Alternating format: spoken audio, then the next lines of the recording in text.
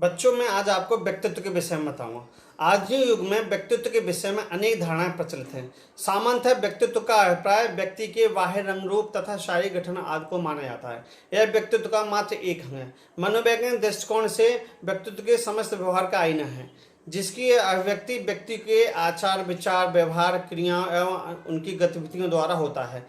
व्यक्ति के आचार तथा व्यवहार में सामाजिक मानसिक शारीरिक चारित्रिक व व्यवहारिक संवेदन गुणों का समन्वित होता है, जिसमें एकता और व्यवस्था कायम रहती है। इस तरह व्यक्तित्व व्यक्ति के व्यवहार का समग्र गुण है। आज मैं आपको इसके बारे में पर्सनैलिटी में कौन कौन से पॉइंट कराने हैं। Means, nature, types, factors, measurement of personality. इसमें व्यक्तित्व का जो अर्थ दे रखा है वो है, व्यक्तित्व शब्द का अंग्रेजी रूपांतरण पर्सनैलिटी है।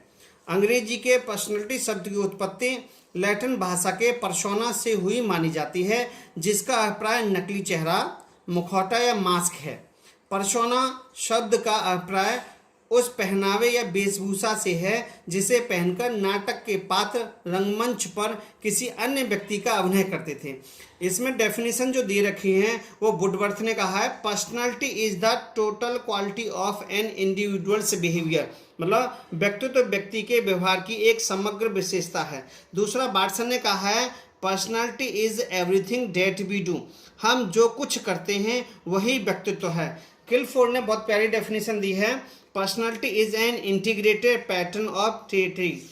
व्यक्तित्व गुणों का समन्वित रूप है। अब मैं आपको विशेषताओं के बारे में बताऊंगा। सबसे पहले आता है सेल्फ कॉन्शसनेस, आत्मचेतना। अपनी इसी विशेषता के कारण उसे सर्वोच्च प्राणी का स्थान प्राप्त हुआ तथा उसमें व्यक्तित्व की उपस्थिति को स्वीकार किया गया। जब व्यक्ति को यह ज्ञात हो जाता है कि समाज में उसकी क्या स्थिति है, तभी उसमें व्यक्तित्व का होना स्वीकार किया जाता है। नेक्स्ट आता है प्रोसेस ऑफ कंटिन्यूअस क्रिएशन, निरंतर निर्माण की क्रिया।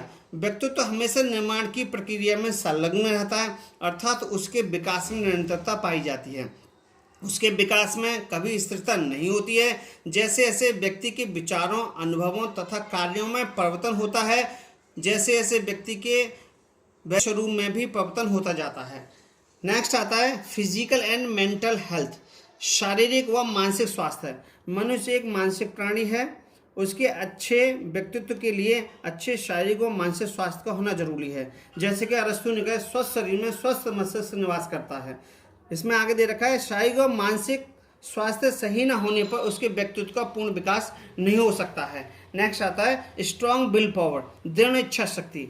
यह वह शक्ति है जो व्यक्ति को उसके मार्ग में आने वाली कठिनाइयों से संघर्ष करके उसके अपने व्यक्तित्व को आकर्षित बनाने की क्षमता प्रदान करती है। नेक्स्ट आता है अचीवमेंट ऑफ डायरेक्टेड गोल, निर्देशित लक्ष्य प्राप्ति। मनुष्य हमेशा एक निश्चित उद्देश्य लेकर कार्य करता है। उसके प्रत्येक व्यवहार के पीछे कोई ना कोई लक्ष्य छुपा रहता है। उसके व्यवहार व लक्ष्यों को जानकर ही हम उसके व्यक्तित्व के विषय में सहज अनुमान लगा सकते हैं। सोशलिटी, सामाजिकता। मनुष्य को समाज से अलग कर उसके व्यक्तित्व की कल्पना भी नहीं की जा सकती है।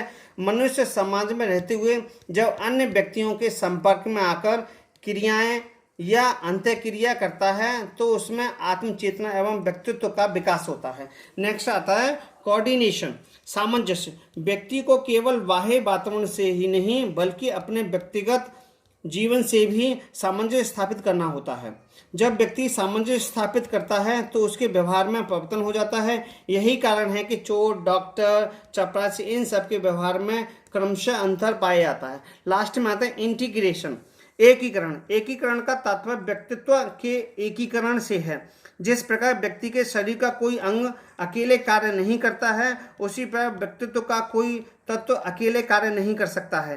ये तत्व है नैतिक, सामाजिक, मानसिक, शारीरिक, संवेगात्मक आदि। व्यक्तित्व के इन सभी तत्वों में एकीकरण का गुण पाया जाता है। अब आता है टाइप्स ऑफ पर्सनैलिटी, व्यक्तित्व के प्रकार। शारीरिक रचना के आधार पर क्रेचमैन ने व्यक्तित्व के प्रकार बताए हैं, लंबकाय, सुडौलकाय, गोलकाय और डिस्प्लास्टिक। लंबकाय में जो व्यक्ति लंबे होते हैं वो एस्थेनिक लंबकाय में आते हैं। सुडोलकाय में जो हष्ट-पुष्ट शरीर वाले होते हैं वो सुडोलकाय में आते हैं। गोलकाय नाटिक कद के जो व्यक्ति होते हैं वो गोलकाय में, डिस्प्लास्टिक में सभी मिक्स में हो जाते हैं। सामाजिक दृष्टि के आधार पर युंग ने 3 भागों में बांटा है व्यक्तित्व को। पहला अंतर्मुखी, दूसरा बाहिर्मुखी, तीसरा है उभयमुखी। अंतर्मुखी में जो व्यक्ति शर्मीले होते हैं वो अंतर्मुखी में आता है। उभयमुखी जो व्यक्ति शर्मीले नहीं होते वो उभयमुखी में आता है, बाह्यमुखी में आता है। और उभयमुखी में दोनों में मिक्स आता है, शर्मीले और न कम शर्माने वाले। नेक्स्ट आता है मूल्यों के आधार पर वर्गीकरण। मूल्यों के आधार पर वर्गीकरण स्प्रेंजर ने 6 भागों में बांटा है। आर्थिक, धार्मिक, सामाजिक, राजनीतिक, सैद्धांतिक और सौंदर्यात्मक। अब नेक्स्ट आता है व्यक्ति को प्रभावित करने वाले कारक। इसमें 2 प्रभावित करने वाले कारक हैं, एक जैविकीय है, दूसरा है वातावरणीय। जैविकीय में देखिए कौन कौन से आते हैं, वंशानुक्रम का प्रभाव, दूसरा है बुद्धि का प्रभाव, तीसरा था अंतःस्रावी ग्रंथियां। अंतःस्रावी ग्रंथियों में ग्रंथियां आती हैं पीयूष ग्रंथि, गल ग्रंथि, उपगल ग्रंथि, उपवक्र ग्रंथि और काम ग्रंथि। पीयूष ग्रंथि जो मस्तिष्क के निचले हिस्से में पाई जाती है और इसके अधिक स्राव से लंबाई अधिक बढ़ जाती है और उसके कम स्राव से जो व्यक्ति बौना रह जाता है और उसका जो स्वभाव होता है क्रोधी एवं झगड़ालू होता है। नेक्स्ट आता है गल ग्रंथि। गल ग्रंथि के अधिक स्राव से तनाव, चिंता, उत्तेजना एवं रोगग्रस्त हो जाता है और इसके कम स्राव से व्यक्ति थकान व मानसिक दुर्बलता का शिकार हो जाता है। नेक्स्ट आता है उपगल ग्रंथि। उपगल ग्रंथि के अधिक स्राव से कब्ज, सिर दर्द, किडनी में पथरी होने की संभावना अधिक रहती है और इसके कम स्राव से हड्डियों का समुचित विकास नहीं हो पाता है। उपवक्र ग्रंथि में इसके अधिक स्राव से बीपी हाई हो जाता है और इसके कम स्राव से बीपी लो हो जाता है। काम ग्रंथि में इसके अधिक या कम स्राव से जो तीसरी जाति का जो जन्म होता है वो है किंडर और इसमें आता है नर्व सिस्टम, तंत्र का तंत्र। इसमें दूसरा हमने बताया था ये फैक्टर में पहला आता है जैविकीय, दूसरा आता है वातावरणीय। वातावरणीय में देखिए कौन कौन से आते हैं, भौतिक वातावरण का प्रभाव, सामाजिक वातावरण का प्रभाव, आर्थिक वातावरण का प्रभाव, नेक्स्ट आता है सांस्कृतिक वातावरण का प्रभाव और अन्य। इसके बाद हम लेते हैं व्यक्तित्व मापन की विधियां। अगर पूछा है व्यक्तित्व मापन की अच्छी विधि कौन सी है सबसे, तो इसमें 3 विधियां हैं, सब्जेक्टिव मेथड, ऑब्जेक्टिव मेथड और प्रोजेक्टिव मेथड। यही विधि है जो सबसे अच्छी विधि है, प्रक्षेपण विधियां जो कि प्रोजेक्टिव मेथड कहा जाता है। इसमें देखिए सब्जेक्टिव मेथड में 4 विधियों का आता है। पहला है ऑब्जर्वेशन मेथड, अवलोकन विधि, दूसरा इंटरव्यू मेथड, साक्षात्कार विधि, तीसरा ऑटोबायोग्राफी मेथड, आत्मकथा विधि और चौथा आता है केस स्टडी मेथड, व्यक्ति इतिहास विधि।